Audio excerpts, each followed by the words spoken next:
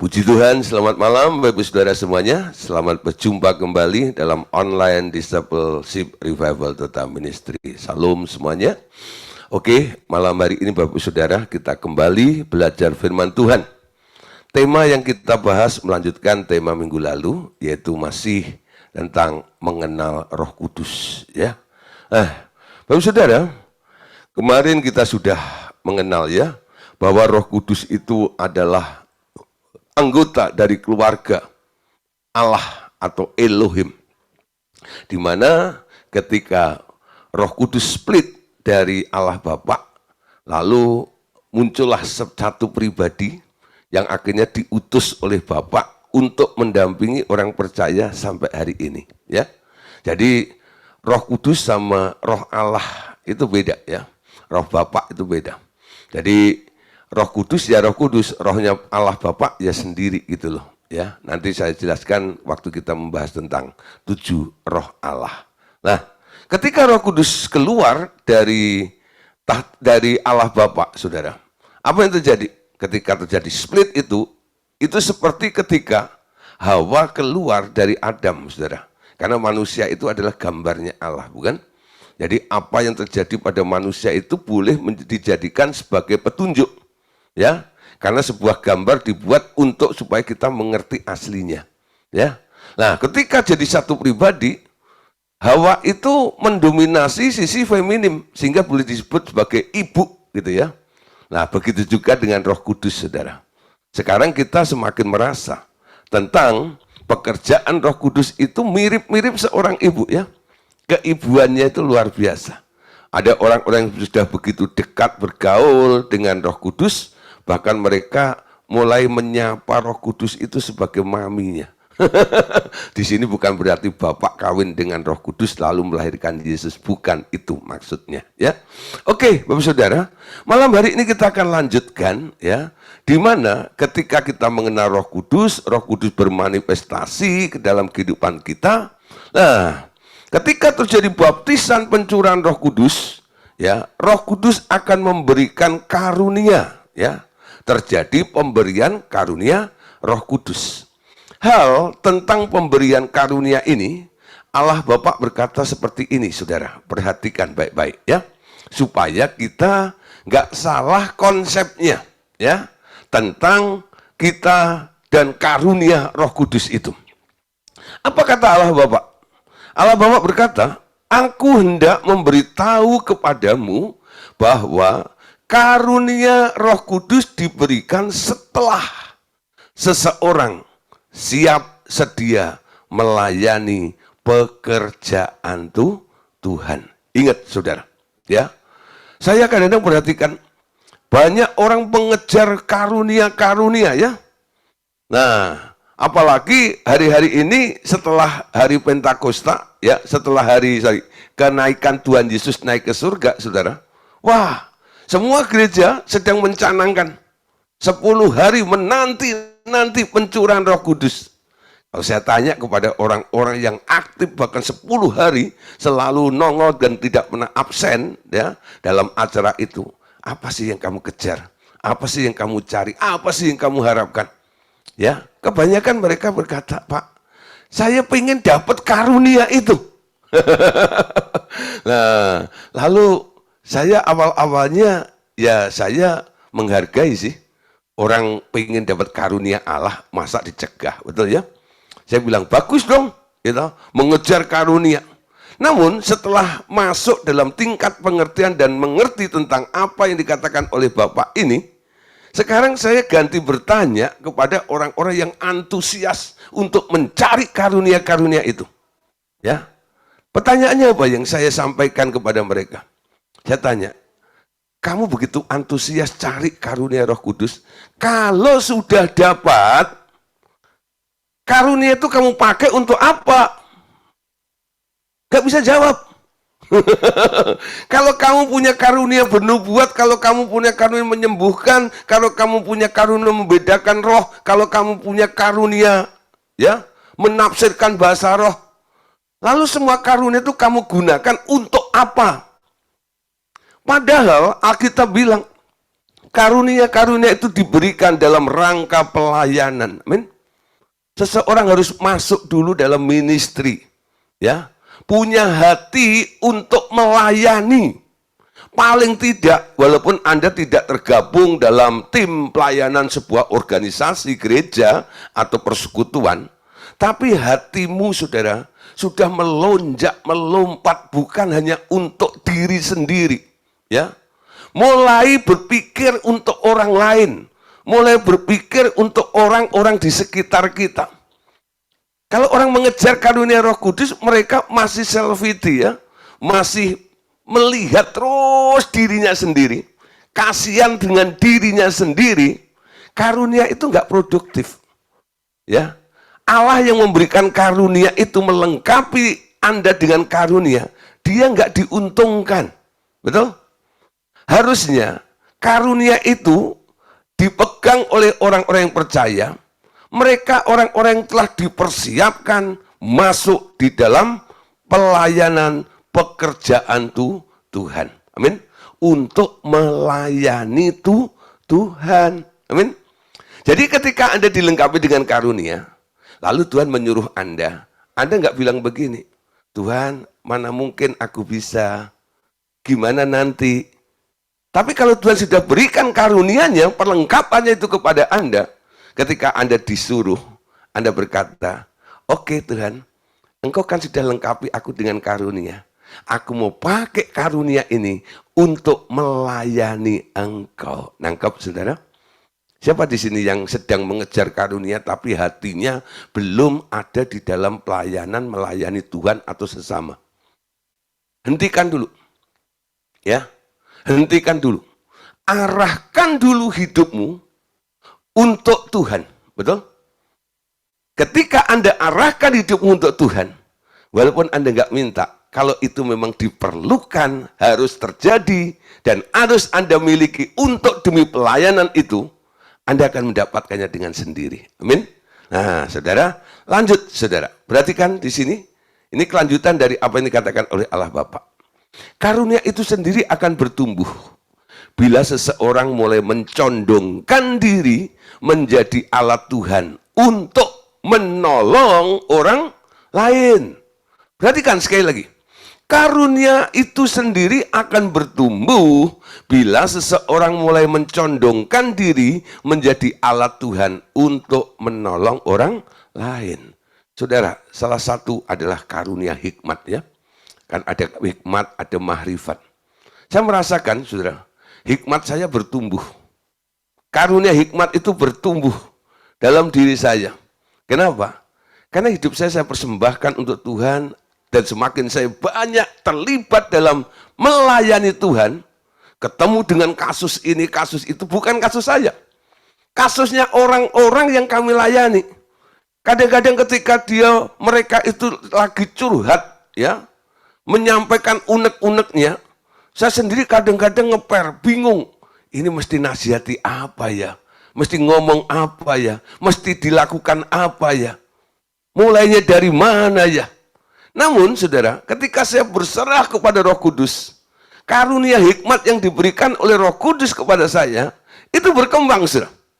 Sampai ada beberapa orang, ketika saya bisa menyelesaikan beberapa kasus, lalu sesama ada teman hamba Tuhan bilang, Gideon, kok kamu bisa berpikir seperti itu gimana?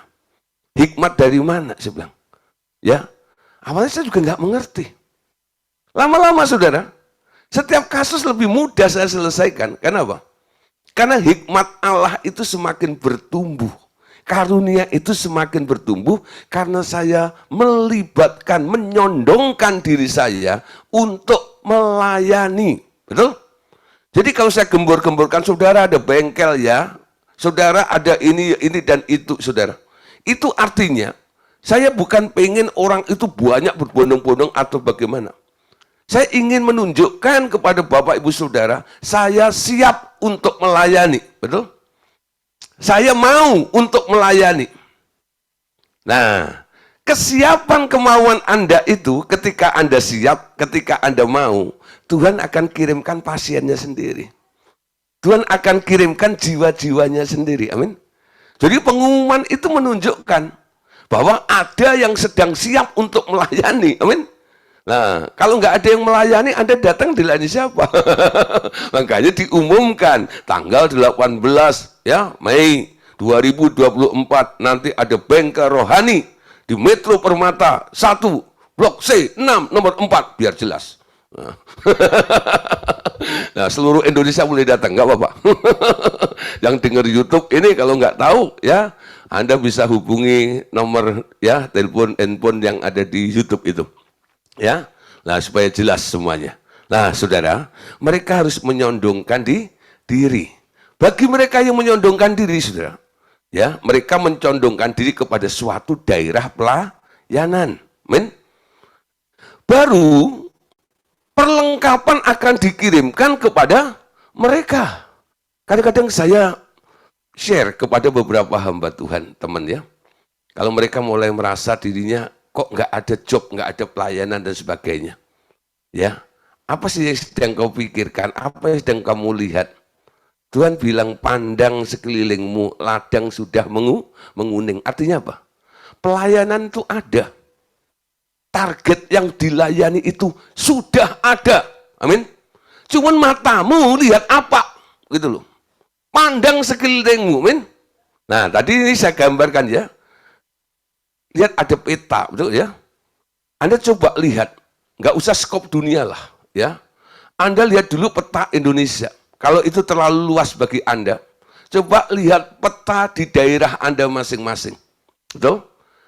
Di kabupaten Anda, di provinsi Anda, betul? Di negara Anda. Anda lihat peta itu.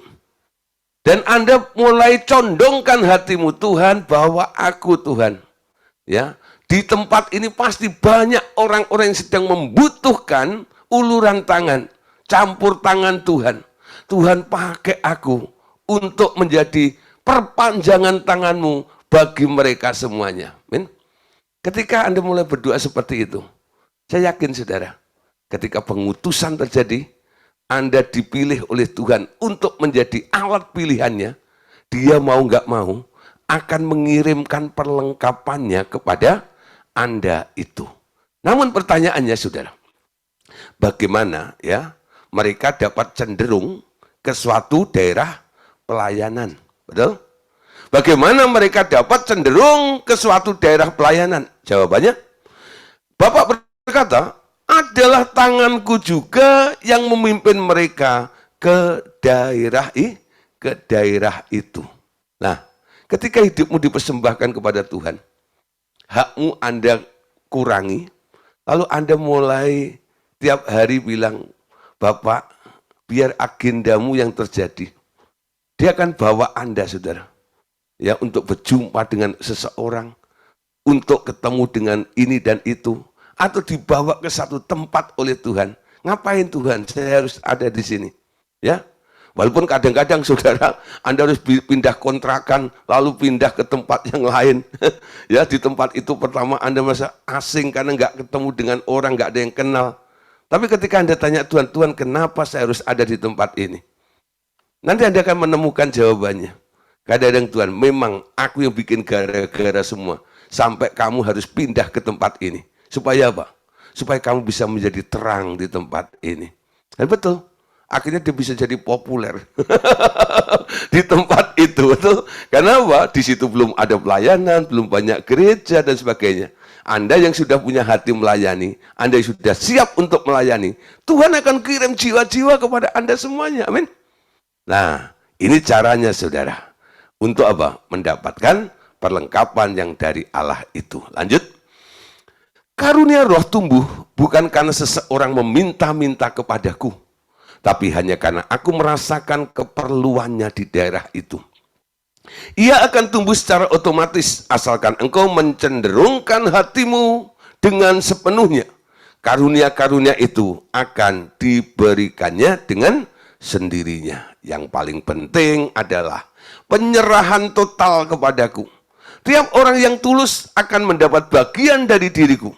Semakin mereka condong kepadaku, semakin banyak mereka mendapatkan bagian dari diriku. Amin. Nah, yang terpenting dalam hal karunia-karunia itu bukan karunianya sendiri, tapi tentang aku.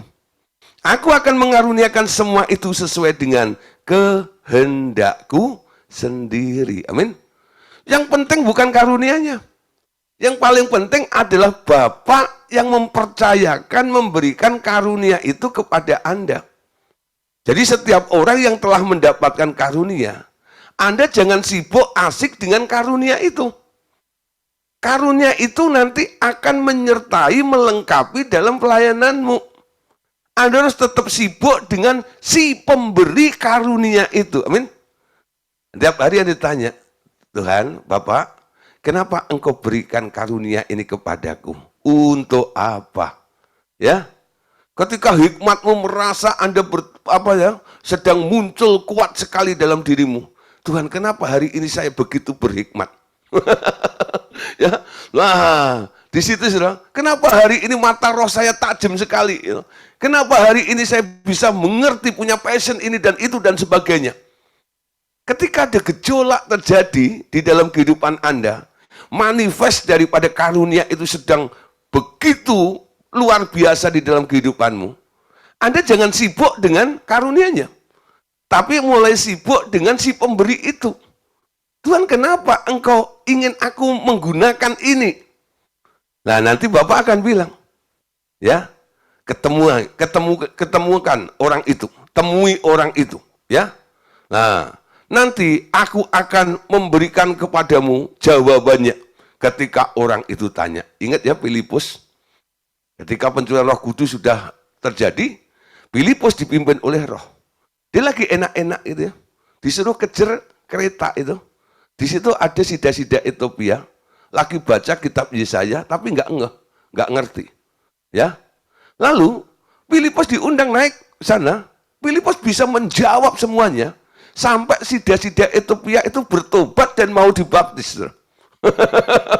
Ini luar biasa. Setiap orang Kristen, yang sedang mendambakan, merindukan karunia-karunia ini, kalau punya hati, mencondongkan diri, rela untuk dipakai seperti Filipus begitu, saya yakin saudara, kehendak Allah itu lebih cepat terjadi di muka bumi ini. Yuk kita lihat beberapa ayatnya.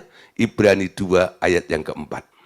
Allah juga meneguhkan kesaksian mereka dengan tanda-tanda dan mujizat-mujizat dan dengan berbagai pernyataan kuasa dan pemberian Roh Kudus yang dibagi-bagikannya menurut kehendaknya. Amin. Jadi karunia Roh Kudus itu dibagikan menurut kehendaknya. Amin. Jadi maunya dia. Kenapa diperlengkapi satu dengan yang lainnya? Kadang-kadang yang lebih menonjol kok berbeda ya. Yang satu punya karunia mahrifat yang kuat sekali. Yang satu dapat karunia hikmat. Ya. Kenapa?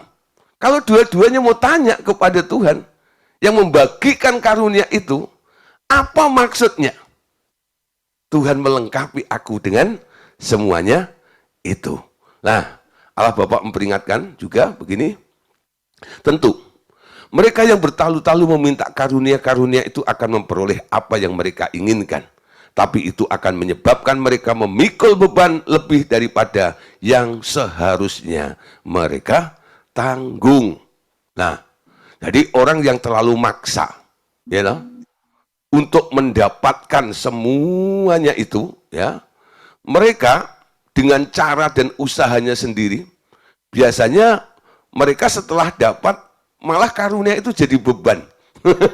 Nah, bisa menjadi beban dalam dirinya. Ya, ada orang yang punya karunia melihat, ya. Nah, ketika dia mendapatkan karunia penglihatan, lalu apa aja di alam roh itu dilihat, ya. Pernah lihat malaikat. Yang paling sering lihat wewe gombel. Lihat makhluk-makhluk yang menyeramkan seperti itu ya, buta hijau. Yang itu dan sebagainya. Sampai akhirnya dia bilang, Pak, tolong Pak, bisa tutup mata roh saya ini atau enggak? Kenapa? Tiap hari Pak, yang saya lihat itu mengerikan sekali sampai saya nggak bisa tidur. Ya, ada orang seperti itu ya. Loh, Bagaimana kamu bisa mendapatkan karunia itu? Iya dulu Pak, waktu pencurahan Roh Kudus 10 hari kita berdoa menanti-nantikan, saya minta karunia. Bertalu-talu setelah dapat malah jadi beban, saudara. Kenapa? Karena karunianya tidak disalurkan untuk orang lain, untuk dirinya sendiri. Jadi dia hanya bisa melihat ini dan melihat itu, betul? Harusnya karunia penglihatan, karunia mahrifat itu kan kita pakai dalam pelayanan sehingga kita bisa mengetahui apa yang sedang terjadi dalam diri orang itu, bukan? Roh apa yang sedang mengganggu di dalam diri orang itu. Amin. Nah, harusnya fungsinya untuk itu. Tapi karena nggak terjun di dalam pelayanan, mata rohnya bisa melihat, sekarang dia hanya lihat-lihat sendiri, untuk dirinya sendiri, lama-lama jadi beban untuk dirinya sendiri. Amin. Nah, ingat itu, catat baik-baik. Ya, terus saudara, masih pesan Allah Bapa. Ya, mereka tak akan menerima upah karena mereka telah memperoleh kepuasan mereka sendiri melalui karunia-karunia itu. Aku akan mengatur semuanya menurut waktuku, anakku. Jangan khawatir, aku adalah Allah dari waktu. Masih ingat? Aku tahu bagaimana harus berbuat dengan umatku. Bagianmu hanya menyediakan diri agar selalu siap dan sedia untuk tiap gerakan dari surga. Ya. Jadi yang harus kita lakukan apa? Kesiapan. Tuhan, kapan saja aku siap untuk melaksanakan agendamu, supaya apa yang engkau inginkan bisa terjadi dan terrealisasi melalui diriku. Amin. Ya, itu yang harus Anda sediakan seluas-luasnya. Beri waktumu untuk Tuhan. Amin. Beri hidupmu untuk Tuhan. Arahkan hidupmu juga untuk Tuhan. Ketika Tuhan membawa Anda ke ladang pelayanan, Anda sudah siap.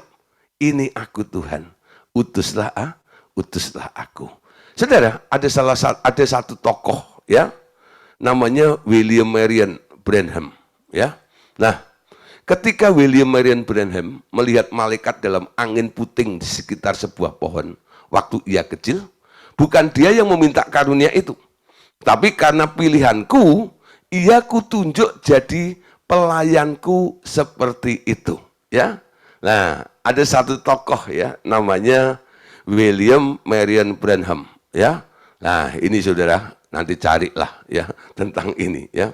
Nah, tentang William Marion Branham ini ya, dia dilahirkan di perbukitan Kentucky di sebuah gubuk kayu yang sederhana pada tanggal 6 April 1909 ya.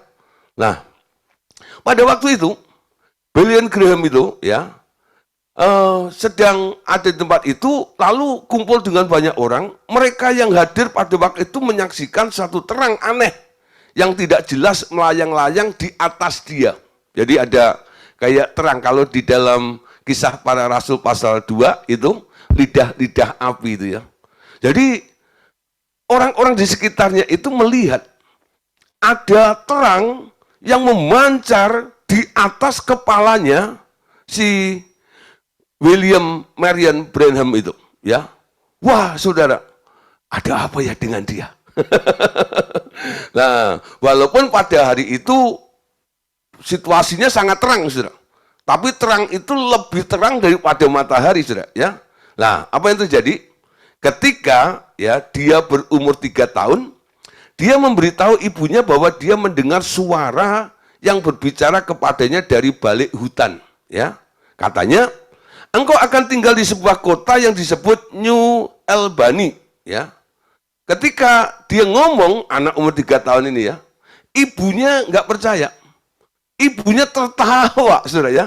Nah, tapi lebih dari setahun kemudian, ternyata keluarganya pindah ke Jeffersonville, ya, Indiana, beberapa mil dari New Albany. Jadi pada waktu dia ngomong seperti itu, ibunya nggak percaya, ya. Tapi apa yang terjadi? Mereka pindah, pindah tempat dekat seperti apa yang dikatakan oleh William itu. Lah, saudara, akhirnya ya dunia mengenal dia sebagai pendeta William Marion Branham. Ya, orang-orang yang mengasihi dia memanggilnya saudara. Ya, kalau berbicara seorang nabi, silahkan Anda nilai sendiri tentang William ini. Ya, lah Allah tidak membuktikan hambanya di suatu tempat tersembunyi atau satu bilik rahasia. Ya, nah apa yang terjadi, saudara? Allah membuktikan penyertaannya apa yang terjadi pada William ini. Dunia sudah melihat pembuktiannya, namun tidak mengenalnya.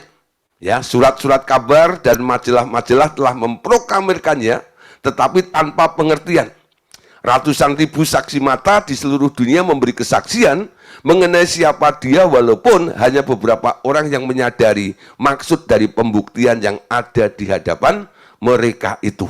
Ya, nah, saudara, banyak persiapan yang Tuhan telah persiapkan di dalam diri Branham ini ya. Nah, saudara, William Branham ini luar biasa.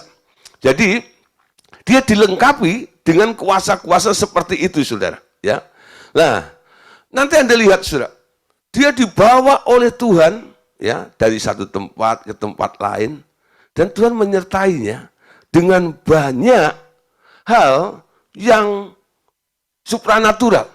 Ya, walaupun Tuhan juga pesan kepada Abraham ini, ya, jangan pernah minum-minum atau mencemarkan dirimu, ya. Karena apa?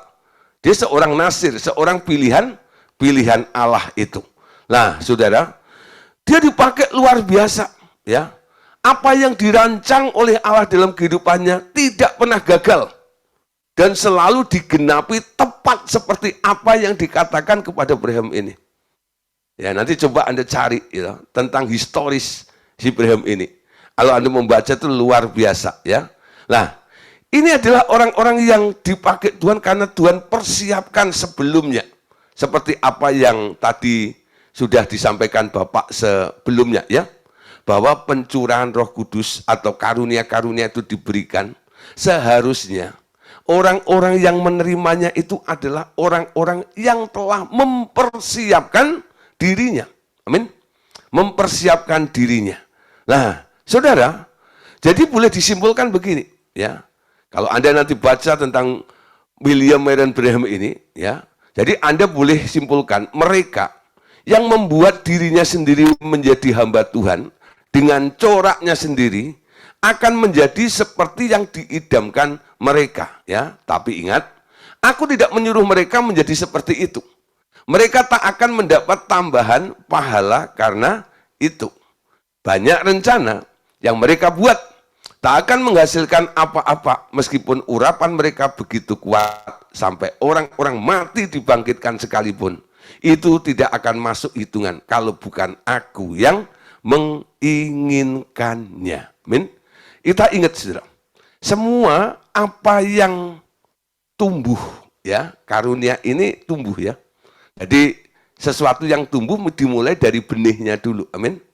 Nah, dari benih itu nanti akan memunculkan pertama akar, betul ya? Nah, dari akar itu mulai tumbuh tunas biasanya. Nah, setelah tunas ada batang, lalu mulai daunnya rimbun, lalu baru ada buah-buahnya yang boleh dinikmati. Saudara, kita ingat satu ayat ya. Matius 15 ayat 13. Perhatikan, saudara. Matius 15 ayat 13. Jawab Yesus, setiap tanaman yang tidak ditanam oleh Bapakku yang di surga akan dicabut dengan akar-akarnya. Nah, setiap tanaman yang tidak ditanam oleh Bapakku yang di surga akan dicabut dengan akar-akarnya. Nah, saudara, segala sesuatu, saya selalu ingatkan, Roma pasal 11 ayat 36 itu pegang baik-baik. Ya. Itu prinsip dasar. Sebab segala sesuatu adalah dari Dia, oleh Dia, kepada Dia, bagi Dialah kemuliaan sampai selama-lamanya. Amin. Kalau Anda nggak hafal ayat itu, ada lagunya. Sebab segala sesuatu dari Dia, oleh Dia, kepada Dia, bagi Dialah kemuliaan sampai selama-lamanya, ya. Nah, kalau Anda naik ke ayat sebelumnya, nah, di baitnya tuh, oh, alangkah dalamnya, tuh ya. Nah, tapi refnya ini Anda boleh hafalin, itu ayatnya Roma pasal ya 11 ayat 36, ya. Sebab segala sesuatu dari Dia, oleh Dia, dan kepada Dia. Matius 15 ayat 13 katakan, Yesus menjawab, setiap tanaman yang tidak ditanam oleh Bapakku yang di surga akan dicabut. Ya, yang tidak ditanam. Nah, saudara, ide gagasan apapun juga pastikan sumbernya adalah dari Dia. Amin. Jadi Anda harus punya alasan yang sama ketika orang bertanya kepada Anda, atas dasar apa Anda melakukan semuanya itu? Ingat, Yesus berkali-kali ditanya ahli Taurat. Yesus ditanya oleh orang Farisi, atas dasar apa engkau mengerjakan semuanya itu? Atas dasar apa engkau berkata-kata seperti itu? Yesus cuma katakan begini, anak tidak bisa berbuat apa-apa dari dirinya sendiri. Ya, aku nothing. Merasa nggak bisa. Ya, anak nggak bisa berbuat apa-apa dari dirinya sendiri kalau Bapak tidak intervensi. Amin. Sekarang kita kadang-kadang sok hebat ya, mengintervensi Tuhan. Ya, nunggu kehendak Tuhan lama. Makanya kehendakku biar dikerjakan, mendapat ACC dari Tuhan. Ya. Nah, Tuhan, gimana kalau begini? Tuhan, gimana kalau begitu? Ya. Ini kan baik ya Tuhan, ya. Kalau Anda sudah punya niat menggebu-gebu seperti itu, dilarang pun Anda nggak bakal dengar. Amin.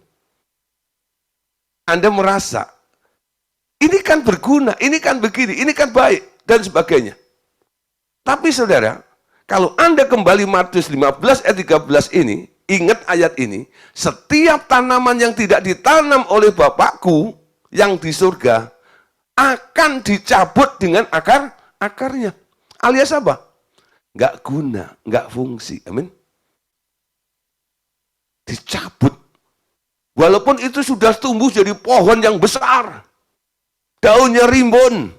Buahnya, wah banyak sekali. Dan banyak orang boleh menikmati buah itu. Ya. Ini gambaran dari hamba Tuhan, mungkin sudah sukses besar. Gerejanya besar. Jemaatnya banyak. Betul?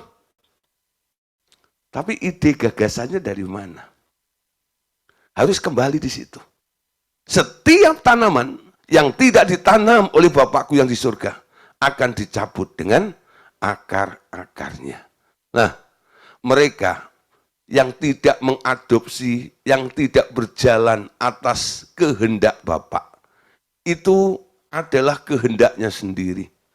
Semua kehendak manusia itu sumbernya dari apa? Dari daging. Roma 8 ayat 8 katakan begini. Mereka yang hidup dalam daging tidak mungkin berkenan kepada Allah. Amin. Jadi walaupun itu kelihatannya baik sekalipun,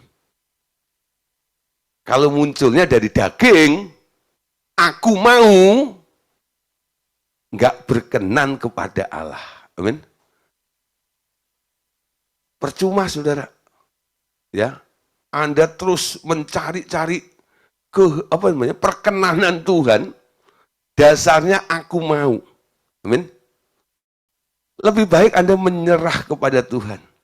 Tuhan, aku nggak ngerti harus berbuat apa hari ini. Tuhan, tuntun aku. Kemana engkau mau engkau bawa aku.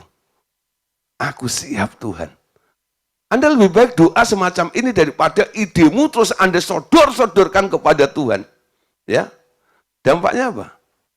Nanti kalau Anda sudah jaya mentok segala macam itu, nanti kalau sudah itu ada sesuatu masalah dan sebagainya, lalu Anda mulai, Tuhan kenapa begini, Tuhan kenapa begitu? Tuhan bilang apa? setiap tanaman yang tidak aku tanam, aku akan cabut sampai akar-akarnya. Betul? Kalau dicabut, digoyang gini dan itu. Kenapa? Bukan idenya, dibuatnya Allah.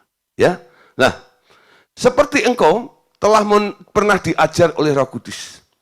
Segala sesuatu yang berasal dari daging tak ada yang akan mempunyai nilai di kerajaanku. Karena daging telah berada di bawah hukuman.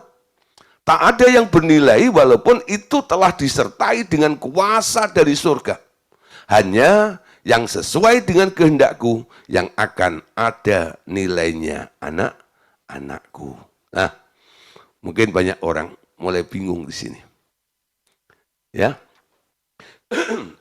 Dulu ada orang yang nanya nih ke Pak Andreas, gara-gara orang ini kan melihat ya Pak Yusak Cipto dulu kalau apa-apa sedikit, nah kita nanya Tuhan dulu lah gitu ya. Lalu itu zaman KPP itu ya, mereka semua diajar dari domba yang lemah akhirnya disulap jadi singa suku Yehuda. Wow, powerful, 13 hari ikut seminar. Jadi hebat penuh karunia gitu ya. Nah, lalu kita punya dasar 5 komando itu ya. Ya, 5 komando. Pergi ya, sembuhkan orang sakit, usir setan, bangkitkan orang mati ya, lahirkan orang kusta, usir setan, kamu menerimanya dengan cuma-cuma, berikan juga dengan cuma-cuma. Ya. Tuh, kan sudah ada ayatnya. Tentang menyembuhkan orang sakit, tentang mengusir setan, ini dan itu. Ya, buat apa? Nanya ke Tuhan lagi. Ya, kan sudah ada perintahnya seperti itu. Nah, saudara, malam hari ini, ya, sekarang kita mengerti yang benar yang mana. Apakah ayat itu terlalu cepat, ya toh? Dan kita nggak perlu nanya Tuhan saja karena sudah ada ayatnya, atau bagaimana Pak? Ya, saudara, ada yang namanya perintah umum dan ada yang namanya komando sesaat. Ya, nah, apa itu perintah umum dan apa itu komando sesaat? Saya berikan gambaran seperti ini, ya, seperti seorang prajurit yang akan maju berperang. Amin. Ketika prajurit itu dipersiapkan, ya, perintah umumnya apa? Bunuh, tembak itu musuh, betul? Nangkep saudara, ya? Bunuh, tembak itu musuh. Amin. Itu perintahnya, saudara. Perintah secara umum. Namun, ketika mereka ada di medan pertempuran, apakah mereka membabi buta langsung tembak semuanya begitu? Enggak. Nunggu aba-aba komandannya, betul? Hal membunuh musuh itu adalah perintah untuk apa? Bisa menang, betul? Tapi kapan harus melakukannya? Harus nunggu ada komandan yang mengatur strateginya. Amin. Kalau mereka lancang, itu akan merusak tim, membahayakan timnya, betul? Jadi sang komandan itu sedang berpikir, mempertimbangkan, gitu ya, kalau saya melakukan serangan pada saat ini, kira-kira untung ruginya bagaimana nih? Itu sudah dipertimbangkan oleh si komandan itu. Makanya prajuritnya, ketika di medan pertempuran, walaupun dia sudah mendapatkan perintah umum, secara umum, untuk membunuh musuhnya, tapi kapan harus menembakkan, ya, menembak musuh itu nunggu komando. Nah, itu yang disebut komando sesaat. Amin. Mengusir setan, menyembuhkan orang sakit. Nah, kadang-kadang kita kan melihat orang sakit, cuman kasihan aja ya. Langsung kita pengen menyembuhkan juga. Tanpa nanya Tuhan. Tuhan, bagaimana dengan orang ini? Orang yang sakit ini. Apakah engkau mau menyembuhkan dia atau tidak? Kita jarang tanya begitu dengan Tuhan. Kita langsung aja, kan sudah ada ayatnya. Yang penting kita sembuhkan. Karunianya kan sudah ada. Aku kan punya karunia mujizat. Aku kan punya karunia penyembuhan. Ya. Lalu dengan karunia ini, Anda datengin orang sakit itu, Anda tengking dalam nama Tuhan Yesus. Sembuh nggak? Sembuh. Amin. Tapi kadang-kadang Tuhan geleng-geleng dari atas. Kenapa? Timingnya nggak tepat. Hal menyembuhkan orang sakit itu ada di hatinya Tuhan. Tuhan ingin menyembuhkan banyak orang sakit, tapi kapan saatnya orang itu pantas dan layak untuk disembuhkan menurut waktunya Tuhan. Kenapa? Karena ada pertimbangannya Tuhan. Ya. Kenapa orang Tuhan harus menunda supaya orang itu boleh merasakan sedikit namanya rasa sakit dan butuh Tuhan. Mencari Tuhan. Lalu hidupnya diubah oleh Tuhan. Bukan hanya sakitnya saja disembuhkan, tapi hidupnya juga berubah harusnya. Tapi gara-gara saudara, hanya karena ada orang yang pegang perintah umum, lalu pokoknya semua harus disembuhkan. Orang sembuh tapi hidupnya nggak berubah. Ya, itu yang banyak terjadi, bukan? Yang banyak terjadi seperti itu. Nah, saudara, sebelum saya berdoa untuk orang-orang yang punya masalah, kadang-kadang saya banyak ngobrol, banyak ngomong dulu. Saya tawarkan, saya beri firman, ya, saya bongkar, saya berikan gambaran, ya, saya buka dulu mereka dari semua benang ruwet yang ada di dalam dirinya itu. Tentang hal mujizat, itu hal yang mudah. Kenapa? Ketika karunia diberikan kepada Anda, karunia itu bisa mengatasi segala masalah yang ada dalam kehidupan seseorang. Amin. Tapi tentang orang berubah atau enggak itu tergantung kesadaran orang itu. Amin. Orang mengalami mujizat belum tentu dia akan sadar dan bertobat, saudara. Itu persoalannya. Nah, di sini sekarang kita harus mulai mengerti, ya. Enggak sembarang menyembuhkan orang sakit. Enggak sembarang mengusir setan. Amin.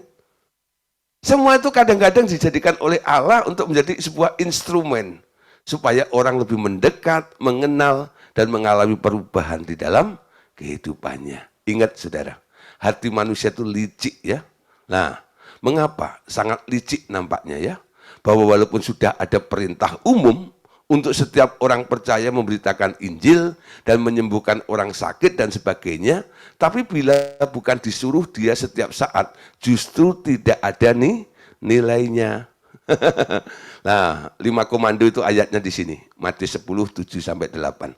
Pergilah dan beritakanlah kerajaan surga sudah dekat, sembuhkanlah orang sakit, bangkitkanlah orang mati, tahirkanlah orang kusta, usirlah setan-setan. Kamu telah memperolehnya dengan cuma-cuma, karena itu berikanlah pula dengan cuma-cuma. Amin.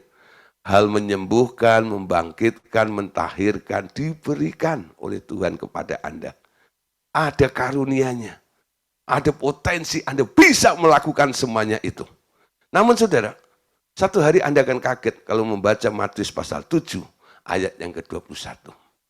Bukan setiap orang yang berseru kepadaku, Tuhan, Tuhan, akan masuk ke dalam kerajaan surga, melainkan dia yang melakukan kehendak Bapakku yang di surga.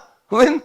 Nah, saudara, ayat sebelumnya 19-20, nanti Tuhan akan berterus terang kepada semua orang. Dan banyak orang akan protes. Ya. Kenapa mereka protes? Dan apa protesnya? Tuhan, bukankah aku yang menyembuhkan orang sakit demi namamu? Bukankah aku yang bernubuat demi namamu? Bukankah aku orang mengusir setan sehingga saya dijuluki Ghostbuster, Tuhan? Wah, keren. Ya. Nah, dulu kami pernah dijuluki Ghostbuster. Sampai hari ini masih ada juga nih, ya. Jadi kalau ada panggil Pak Gideon, gitu ya. Jadi setan itu kalau lihat Pak Gideon takut. belum diusir udah pergi. Ya, wah, ada yang gitu ya. Cara memandang seperti itu. Ya, orang awal-awal berpikir seperti itu saya biarin saja, ya. Tapi setelah datang, kadang saya berkata begini, saudara, Anda tidak sedang memanggil ya hamba Tuhan yang punya potensi atau gelar Ghostbuster, saya bilang. Ya, sebenarnya saya dan kamu itu sama-sama anak Allah. Amin. Saya kadang-kadang ngomong begitu dan membuat dia bingung juga, bilang gitu ya. Nah, hari ini ya, biar kehendak Tuhan yang terjadi di tempat ini ya. Jadi cara memandang orang dengan kita ini jangan sampai, wah, itu loh, orang RTM itu orang hebat-hebat semuanya. Saya bilang di RTM nggak ada orang hebat. Di RTM adalah yang paling banyak nanti setelah dibentuk dan jadi adalah orang-orang yang taat dan nurut sama Tuhan. Amin.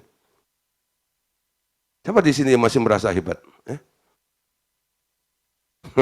Unjuk gigi. Siapa yang merasa hebat? Nggak ada orang hebat, saya bilang. Yang hebat cuma satu, Tuhan di dalam diri Anda. Amin. Di sini nggak ada orang hebat. Jangan memandang kami menjadi orang hebat. Kami baru belajar untuk jadi orang yang taat, nurut maunya Tuhan. Biar kehendak Tuhan itu jadi melalui kehidupan kita. Amin. Dan ini yang kami tularkan kepada Anda-Anda semuanya. Supaya apa, saudara? Supaya kita semuanya, nanti ketika berjumpa Tuhan, Tuhan bilang, sabaslah hei hambaku yang setia. Amin. Setia karena nurut. Walaupun Anda hebat bisa melakukan mujizat-mujizat di muka bumi ini, tapi kalau Anda kena penalti, Matius 7:21 tadi, ya, ditolak oleh Tuhan. Nggak layak ada di situ. Kenapa? Karena Anda nggak melakukan kehendak Bapa.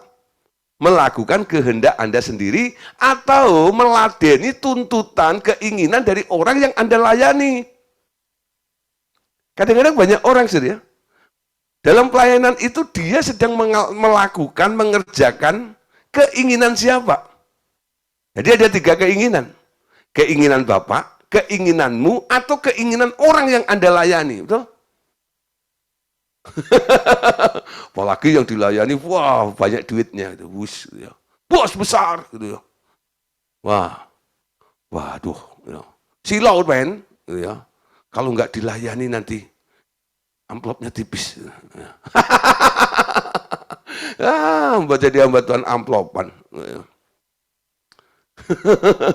Nah, saudara, mulai belajar.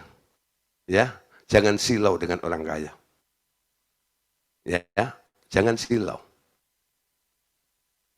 Anda adalah hamba Tuhan. Integritasnya harus Anda pegang baik-baik. Ya, seorang hamba Tuhan. Betul? Seorang hamba Tuhan. Saya sangat salut dengan namanya Billy Graham, saudara. Billy Graham itu integritasnya luar biasa, ya.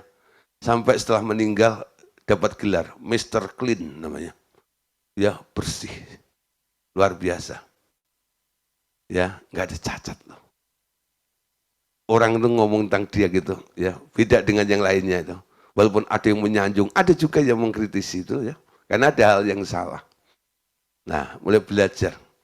Dia nggak terlalu spektakuler, populer dan sebagainya, enggak sih. Pelajarannya juga sederhana-sederhana, 4 hukum rohani, ini dan itu ya. Tapi luar biasa, 100 tahun dia hidup. Menjadi Mr. Clean. Nah, saudara, Matius 12 ayat 50. Ya. Orang yang melakukan kehendak Allah, itu yang disebut sebagai saudaranya Yesus. Ya. Sebab siapapun yang melakukan kehendak Bapakku di surga, dialah saudaraku laki-laki, dialah saudaraku perempuan, dan dialah ibuku. Saudara, siapa saudaranya Yesus? Siapa saudara laki-lakinya Yesus? Siapa saudara perempuan Yesus? Siapa ibunya Yesus? Jadi ketika Yesus hilang, dicari, saudara. Lalu ada yang bilang, itu ibumu, saudaramu di luar, nyari kamu tuh. Dia keluar di depan ibunya, di depan saudara-saudaranya. Dia bilang, siapakah saudaraku itu? Saudaraku adalah orang-orang yang melakukan kehendak Bapakku yang di surga. Itulah saudaraku laki-laki, itulah saudaraku perempuan, dan itulah ibuku. Saudara, malam hari ini, pertanyaannya adalah, apakah Anda saudaranya Yesus? Siapa di sini saudaranya Yesus? Saudara dari Hong Kong. Kalau ada orang tak gitu, lalu dia angkat tangan dulu, ya. Lalu saya tanya, saudara dari Hong Kong, bilang gitu ya. Ya. Banyak orang kadang-kadang gitu ya, karena belum ngerti pelajarannya gitu ya. Ya, kalau yang sudah ikut kelas pemuridan ngerti maksudnya. Ya. Tapi banyak mereka tuh bilang, aku ini saudaranya Yesus. Benarkah Anda saudaranya Yesus? Yesus bilang apa? Kriteria dari saudaranya Yesus adalah melakukan kehendak Bapa. Yang enggak melakukan kehendak Bapa bukan saudaranya Yesus. Walaupun dia saudara kandungnya Yesus, walaupun ibunya Yesus sendiri, itu Yesus bilang, bukan, itu bukan saudaraku. Saudaraku adalah orang-orang yang melakukan kehendak Bapakku. Kalau mau jadi saudaranya Yesus gampang kan? Buang keinginanmu, buang kehendakmu, lakukan kehendak Bapa. Biar kehendak Tuhan yang jadi. Pagi-pagi kalau berdoa gimana coba? Orang yang masih melakukan kehendak sendiri, dia selalu bikin program dulu, lalu programnya dibawa kepada Tuhan. Tolong Tuhan, sertai program saya hari ini, buat berhasil ya, gitu ya. Karena bersama Yesus, semua akan berhasil. Wow. Segala perkara dapat kulakukan. Nah, di dalam Dia yang memberikan kekuatan kepadaku. Dan kadang-kadang ayat itu ya sedikit dipaksakan. Untuk apa? Untuk membungkus keinginannya itu. Ya, seolah-olah Tuhan gitu ya. Padahal apa? Tuhan Anda seret-seret. Amin. Tuhan kesini loh. Tuhan ini loh, gitu ya. Sebenarnya jadi Tuhan siapa? Yang jadi pemimpin siapa? Tuhan Anda atur gitu loh ya. Harusnya Anda yang diatur oleh Tuhan, bukan? Siapa di sini yang suka ngatur Tuhan? Tiap langkahku diatur oleh Tuhan. Amin. Dan tangan kasih-Nya memimpinku.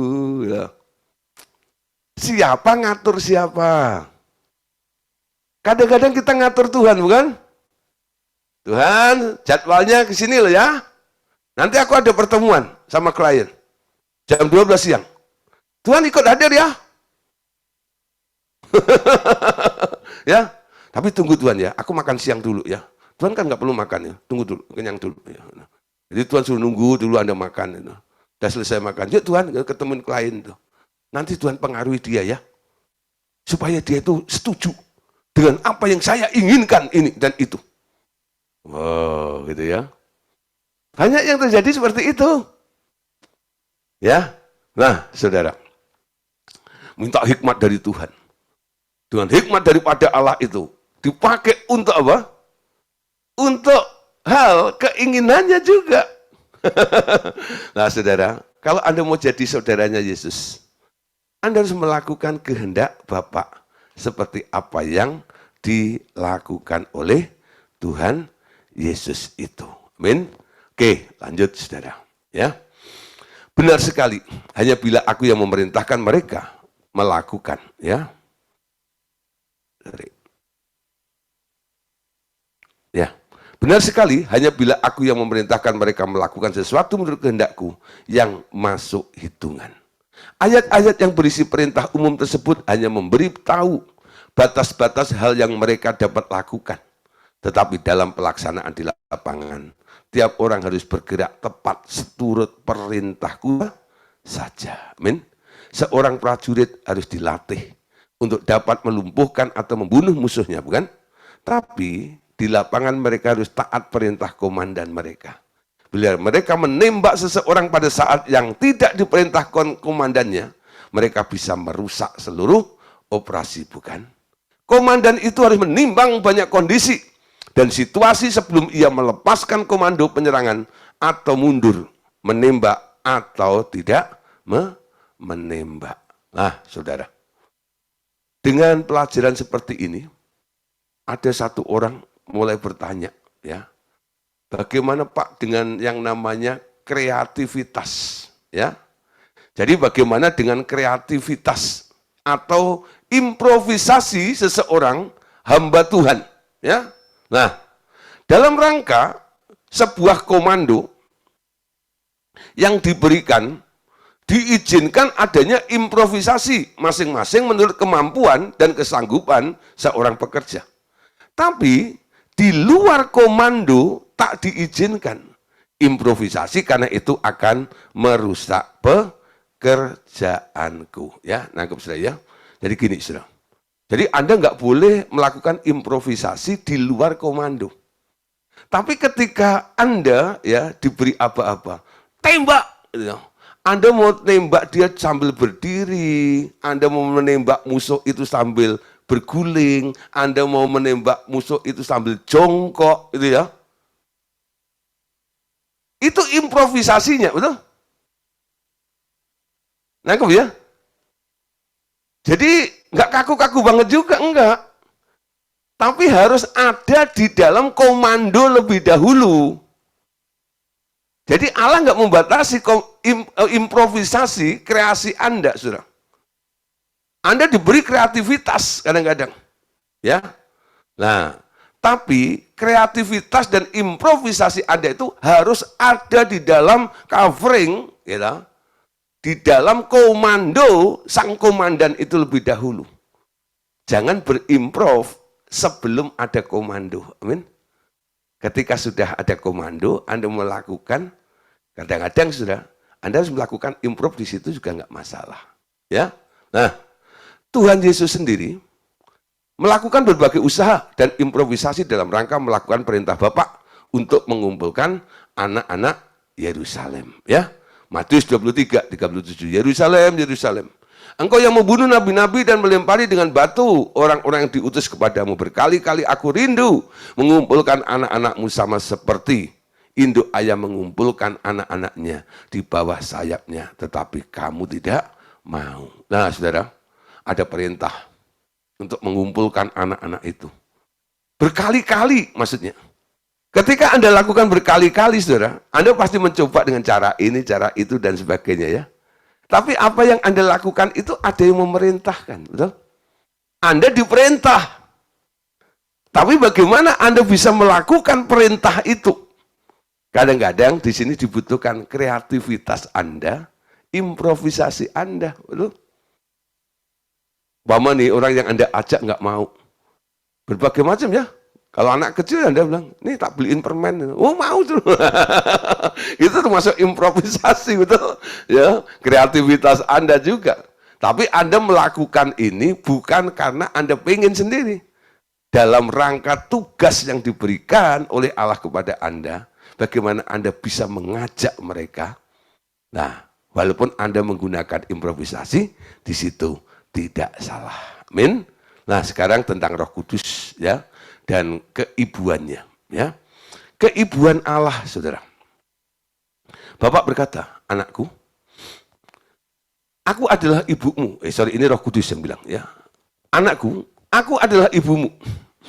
Bila engkau mengerti cukup banyak tentang kebapaan dari Allah, dari perkataannya sendiri dan juga melalui tulisan-tulisan Paulus, bahwa ia telah melahirkan firman ketika aku masih di dalam Bapa.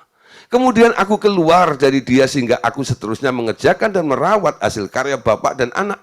Engkau memahami sekarang perananku sebagai ibu segala ciptaan yang telah diciptakan oleh firman, yaitu Yesus. Aku yang harus memelihara semuanya dengan seimbang. Aku selalu di bawah ya perintahnya dan aku harus selalu menundukkan diriku kepadanya. Aku melakukan itu semua karena aku adalah sebagian dari dia dan aku mencintai dia juga. Ini dikatakan oleh Roh Kudus, saudara.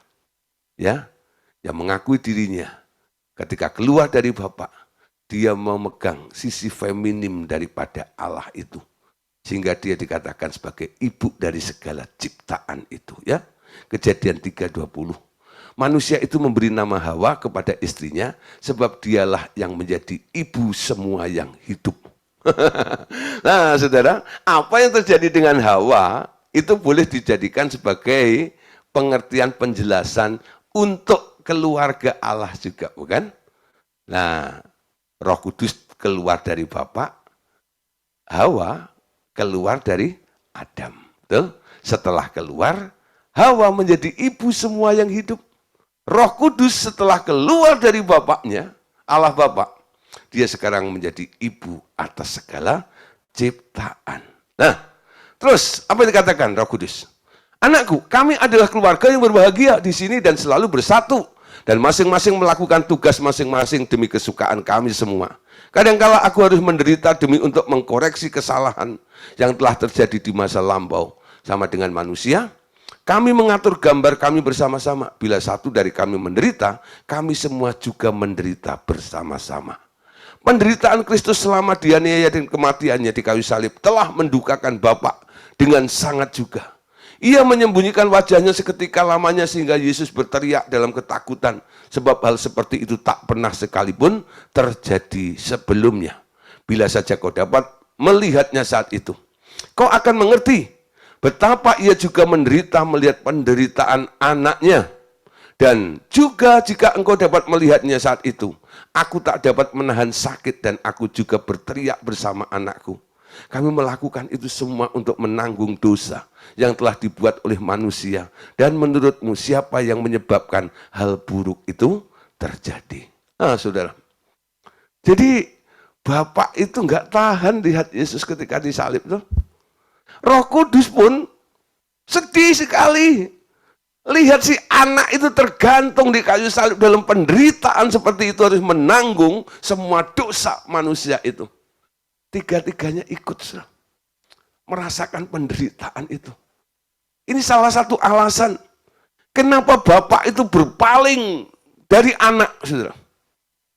Ya, secara teologis dikatakan karena anak itu menyedot semua dosa manusia, Bapak yang Maha Kudus itu nggak tahan. Ya, jadi semua dosa itu harus disingkirkan, nggak layak untuk dilihat gitu loh. Itu secara teologisnya. Tapi kalau kita belajar tentang perasaan keluarga Elohim, ya, kenapa Bapak memalingkan wajahnya? Ketika si anak ini dengan taat menjalankan tugas agenda Bapaknya untuk menyelamatkan dunia ini, betapa menderitanya si anak itu di kayu salib. Si Bapak nggak tahan. Dia balik. Mungkin saudara kalau ada orang bisa melihat wajah Bapak, Bapak mungkin nangis tuh kayak loh. Siapa di sini saudara yang pernah menjadi bapak itu? Ketika Anda sedang mengizinkan biar anak Anda itu mengalami satu pembelajaran dalam kehidupannya, dia harus masuk dalam satu proses gitu ya. Dan mungkin Anda lihat, waduh berat sekali ya. Anda mungkin nggak mau nangis di depan si anak, bukan? Anda berpaling, mungkin Anda masuk ke kamar, Anda nangis di sana, betul? Kecuali bapak yang nggak punya perasaan sama sekali. Itu beda lagi, saudara. Betul? Ya. Bayangin, saudara. Hatinya bapak begitu. Roh Kudus pun juga begitu. Khususnya ibu-ibu, bukan? Ya. Ibu-ibu pura-pura ke dapur gitu ya, kalau macam gitu sambil ngulek cabai gitu. Padahal dia nangis gitu. Nanti kalau Anda, mah nangis ya? Enggak, tadi cabai itu muncrat ke mata saya. Buat alasan aja. Padahal dia nangis, ya. Anaknya nggak ada, dia guling-guling nangis. Wah! Ya, nah, bayangin ya. Jadi Roh Kudus sebagai seorang ibu, Anda bisa lihat perasaannya. Ketika dia merasakan, melihat si Yesus anaknya itu ada di sana, betul? Dia pasti sedih seperti itu. Ya. Nah, kenapa dia lakukan semuanya itu? Dia menderita untuk kita, amin. Markus 15, 33 sampai 35. Ya. Pada jam 12, kegelapan meliputi seluruh daerah itu dan berlangsung sampai jam 3. Pada jam 3 berserulah Yesus dengan suara nyaring, Eloi, Eloi, lama sabatani, yang berarti Allahku, Allahku, mengapa engkau meninggalkan aku? Mendengar itu, beberapa orang yang berdiri di situ berkata, lihat ia memanggil Elia. Sebenarnya dipanggil bukan Elia. Eloi, Eloi, ya. Dia panggil Eloah, Eloah. Eloah itu nama Allah Bapa. Keluarganya Elohim, ya. Yang memanggil ini Yehova atau Yahweh, ya. Nah, saudara, Eloah, Eloah, lama sabatani. Allahku, Allahku, mengapa engkau meninggalkan aku? Bapaknya berpaling karena enggak tahan sedih melihat anaknya itu. Amin. Efesus 2 ayat 19-20. Demikianlah kamu bukan lagi seorang asing dan pendatang, melainkan kawan sewarga dari orang-orang kudus dan anggota-anggota keluarga Allah, yang dibangun di atas dasar para rasul dan para nabi, dengan Kristus sebagai batu penjuru. Ya, nah saudara, kita lihat ya, kita ini adalah keluarga Allah. Ya sekarang, ya selain Bapa, Tuhan Yesus dan Roh Kudus. Setelah Anda percaya, ditebus, Anda sekarang masuk menjadi keluarganya, jadi adiknya Yesus. Ya. Nah, ada saatnya yang disebut duka cita dalam keluarga. Malaikat yang terindah yang diciptakan sebagai salah satu anggota keluarga kami sendiri pada awalnya, ya, yang memiliki gagasan sendiri untuk memberontak kepada Bapa. Ya. Aku di sana ketika ia diusir dari surga. Itu kata Roh Kudus. Ya. Jadi ketika Bapak mengusir Lucifer itu, Roh Kudus ada di situ. Dan Anda lihat, saudara, tahukah engkau bagaimana hati Abraham ketika ia harus mengusir Hagar dan Ismail? Nah, saudara, ini gambarannya ya. Ketika ada anggota keluarga yang harus diusir, sekarang kita bisa melihat apa yang terjadi dengan manusia namanya Abraham. Ya. Anda tahu ceritanya, Abraham punya 2 anak ya. Nah, anaknya yang sah namanya Ishak. Ismail itu anak dari gundiknya atau dari pembantunya, ya. Namanya Hagar. Nah, saudara, Kejadian 21:12. Tetapi Allah berfirman kepada Abraham, janganlah sebal hatimu, karena hal anak dan budakmu itu dalam segala yang dikatakan Sarah kepadamu haruslah engkau mendengarkannya, sebab yang akan disebut keturunanmu ialah yang berasal dari Ishak. Ya. Nah, jadi Abraham ketika mengusir anaknya ini ada rasa sebel ya. Sebel bukan marah gitu, bukan. Maksudnya, aduh kenapa mesti ada yang hilang gitu loh. Ya. Jadi ini gambaran jelas, saudara. Ketika Lucifer harus tereliminasi, harus keluar dari area surga, bukan berarti Bapak itu terus girang, hore, gitu, enggak, gitu. Ya, Bapak itu nangis, gitu. Kenapa harus ada yang hilang? Dia gak rela, tapi karena jahat, karena dosa, ya harus pergi, gitu loh. Tapi bukan berarti Bapak itu sukacita ketika Lucifer pergi, enggak, gitu ya. Sampai hari ini, saudara, Anda tahu, Bapak itu masih ingin Lucifer itu bertobat, amin. Jadi kalau ada orang yang lebih pintar daripada Allah Bapak, menganggap Lucifer nggak ada kesempatan, ini bahaya. Bapak di surga itu sebenarnya masih mengharapkan. Cuman saudara, untuk Lucifer dan Abaddon, itu kalau dilihat, ya, dalam hitungan prediksinya, itu sulit untuk bertobat. Karena apa? Dia sudah terlanjur benci kepada Bapak. Betul? Tapi antek-anteknya, pengikut-pengikutnya, itu masih bisa diselamatkan. Karena Bapak ingin mereka kembali kepada Dia. Makanya muncul ayat dalam Kolose 1:19 ayat 20. Allah Bapa ingin berdamai dengan mereka. Betul? Itu hatinya Bapak, saudara. Jangan melayani dengan hatimu sendiri, dengan pikiranmu sendiri, dengan konsepmu sendiri. Amin. Bapak ingin berdamai dengan mereka. Lalu ada hamba Tuhan pelayan dari RTM mulai memperdamaikan mereka. melayani dengan cara persuasif, mengajak, membujuk, lalu dengan enak bilang, apaan tuh? Sesat tuh. Gak bisa. Ini bukan masalah sesat. Kami mengadopsi hatinya Bapak, amin. Bapak sedih ketika harus ada yang hilang, amin. Nah, makanya kami melakukan Kolose 19, Kolose 1 ayat 19-20. Karena kami mau, kami ada di dalam hatinya Bapak itu, amin. Saudara, lanjut saudara. Perasaan seperti itu juga yang merundung hatiku saat itu. Ya, aku seorang ibu yang harus melihat satu dari anakku diusir dari keluargaku. Walau begitu, pemberontakan bukan sesuatu yang baik untuk dipertahankan. Karena tindakan seperti itu kami semua harus menderita bersama. Dan setiap penghakiman yang kami lakukan bagi anggota keluarga kami juga melukai hati kami semua dengan sangat. Ketika engkau mengerti bahwa penciptaan manusia adalah gambaran dari keluarga kami di surga, engkau mengerti bahwa Hawa diciptakan sebagai gambaran diriku.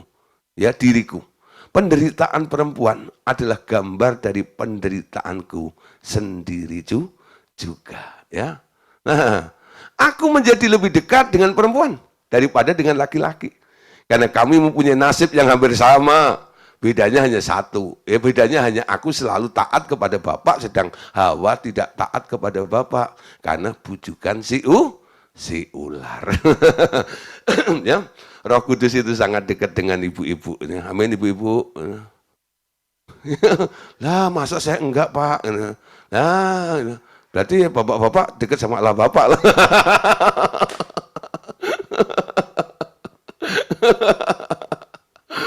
Ya, curhatnya Roh Kudus begitu, betul gak itu? Kenapa? Punya kesamaan. Kesamaan apa? Suka merasakan, aduh nyes gitu loh ya. Kalau bapak-bapak kan enggak ya. Kalau ibu-ibu maknyes, bapak-bapak maknyos. Ya. Nah, bedanya itu. Bapak-bapak rasanya nyos ya. Nah, ibu-ibu rasanya nyes gitu ya. Siapa bapak-bapak yang suka nyes? Gitu. Nanti kalau ada bapak-bapak suka nyes itu kan diledekin.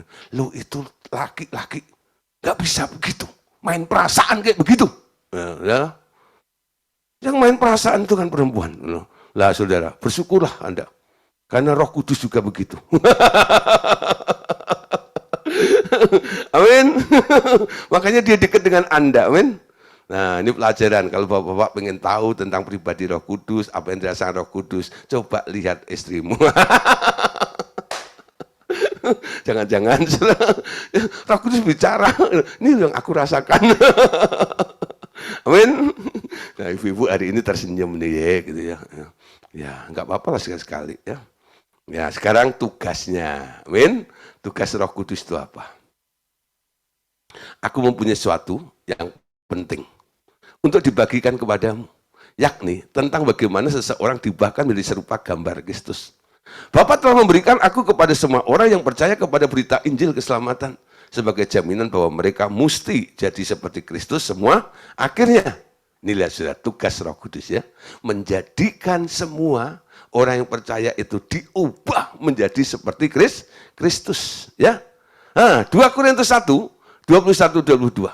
Sebab Dia yang telah meneguhkan kami bersama-sama dengan kamu di dalam Kristus adalah Allah yang telah mengurapi, memeteraikan tanda miliknya atas kita dan yang memberikan Roh Kudus di dalam hati kita sebagai jaminan dari semua yang telah disediakan untuk kita. Jadi Roh Kudus itu jaminan keselamatanmu. Supaya Anda mencapai, memperoleh semua apa yang dijanjikan oleh Allah kepada Anda. Roh Kudus itu meterainya, amin. Punya tanggungan, punya tugas menghantar Anda untuk menggenapi semua apa yang Tuhan ingin ya lakukan di dalam kehidupan Anda melalui setiap janji-janjinya itu. Itu tugasnya Roh Kudus. Jadi baik-baik sama Roh Kudus. Dia menghibur, ya, dia memberi kekuatan, dia mengarahkan Anda, menasihati Anda. Amin. Nah, terus aku telah melakukan tugas itu sejak semula dengan banyak menderita, tapi kemudian si setan mencoba menahan aku dengan segala cara, ya, Mereka pergi ke sekolah-sekolah Alkitab dan berbagai institut teologi dan menutup pikiran orang-orang itu dari pengenalan akan aku sebagai ibu mereka. Yang menghendaki mereka semua kembali ke pangkuanku untuk dirawat, mereka bahkan menghasut manusia untuk menghujat aku. Setan-setan ini tahu bahwa dengan melukai hatiku, aku tak dapat menolong mereka lagi. Setan adalah puncaknya segala kejahatan. Seluruh surga telah tergerakkan melakukan segala usaha untuk melenyapkan dia dan segala pengaruh jahatnya. Diperlukan kesediaan dari anakku untuk mau disalibkan. Karena apa yang telah dikerjakan si setan, hal itu pun telah melukai aku lagi. Sebab aku dilarang meringankan penderitaan anakku. Ya, selama ia menanggung derita itu, seluruhnya harus dia sendiri yang tanggung. Kali terakhir ia menggunakan pertolonganku adalah ketika ia menjawab para pasukan imam besar itu dengan berkata, akulah dia. Ya, akulah dia. Nah, saudara, jadi semua harus ditanggung sama Yesus. Roh Kudus itu sebenarnya pengen membantu, ya, tapi nggak boleh. Cuman satu saja, ya. Dia pernah melakukan sesuatu dengan pengurapan di dalam dirinya Yesus itu ketika dia ngomong kepada prajurit itu, ya. Yohanes 18 ayat 5 sampai 6, saudara, ya. Lihat ayat ini. Jawab mereka, Yesus dari Nazaret katanya. Kepada mereka, akulah dia. Yudas yang mengkhianati dia berdiri di situ dan bersama-sama mereka. Ketika ia berkata kepada mereka, akulah dia, mundurlah mereka dan jatuh ke tanah. Ya. Jadi orang ngomong, akulah dia, jatuh mental. Sudah. Itu kuasa apa? Kuasa Roh Kudus. Ternyata peran Roh Kudus satu aja di situ. Tapi untuk selebihnya, Roh Kudus nggak boleh bantu Yesus. Ya. Sampai dia harus naik, ya, melalui Via Dolorosa itu sampai dia naik ke atas Kalvari, di atas salib itu. Untuk apa? Menyelesaikan tugas ketaatannya itu, ya. Nah, saudara, itu yang terjadi, ya. Kita lihat lagi, ya. Saat itu ia memberi, ya, bukti bagi para muridnya bahwa ia menyerahkan dirinya dengan rela untuk ditangkap dan dianiaya. Selebihnya aku tak dapat meringankan penderitaannya atau melakukan apapun sebab ia harus pergi sendiri sampai berakhir di kayu salib. Aku mengangkat ia kembali dari dunia orang mati, membangkitkannya kembali dan mengubah tubuhnya menjadi tubuh kebangkitan dan mengangkatnya kembali ke tahta Bapa. Dapat kau bayangkan betapa dahsyat waktu reuni di surga itu terjadi. Kami sekarang dengan sukacita mengantisipasi akhir dari proyek ini dengan sekarang memenangkan satu demi satu manusia bumi dan mengubah mereka menjadi seperti Kristus setiap hari. Kami masih menantikan hari tuaian besar pada akhir zaman, di mana kami akan menyaksikan kepenuhan dari semua pekerjaan kami dan akan ada perayaan kemenangan besar-besaran di surga kelak. Ya, jadi sekarang ada harapan dari keluarga Elohim ini. Akan nanti ada satu reuni besar, ya. Yang pertama reuni antara Bapak Tuhan Yesus dan Roh Kudus, ya. Yang kedua, nanti akan ada reuni bagi orang-orang yang memang terseleksi itu. Di mana? Di kerajaan 1000 tahun, betul? Nah, Matius 22 ayat 2, ya. Di sini bentuk sukacitanya, saudara. Hal kerajaan surga seumpama seorang raja yang mengadakan perjamuan kawin untuk anak-anaknya. Nah, ada pesta di sini ini, ya. Wahyu 19 ayat 9. Lalu ia berkata kepadaku, tuliskanlah berbagilah mereka yang diundang ke perjamuan kawin anak domba. Katanya lagi kepadaku, perkataan ini adalah benar, perkataan dari Allah. Amin. Jadi banyak yang diundangnya. Siapa yang diundang? Anda dan saya. Amin. Nah, diundang untuk ke sana, untuk masuk di dalam pesta perkawinan anak domba itu. Ayat penutup, saudara, Wahyu 22 ayat 17. Roh dan pengantin perempuan itu berkata, marilah, siapa yang mendengarnya, Hendaklah ia berkata, marilah siapa yang haus, hendaklah ia datang, dan siapa yang mau, hendaklah ia mengambil air kehidupan dengan cuma-cuma. Syaratnya cuma satu, datang menghampiri dia. Amin. Saudara, malam hari ini kita sudah selesaikan tentang mengenal Roh Kudus. Besok kita akan membahas, saudara, kelanjutannya tentang rumah tangga Allah. Kalau Allah itu sebuah keluarga, dia punya susunan rumah tangga. Dalam rumah tangga Allah itu bagaimana? Ya, besok Anda bisa belajar bersama-sama, ajak teman-teman yang lainnya untuk bisa gabung dalam pengajaran ini. Amin. Tuhan Yesus memberkati kita semuanya. Yuk, kita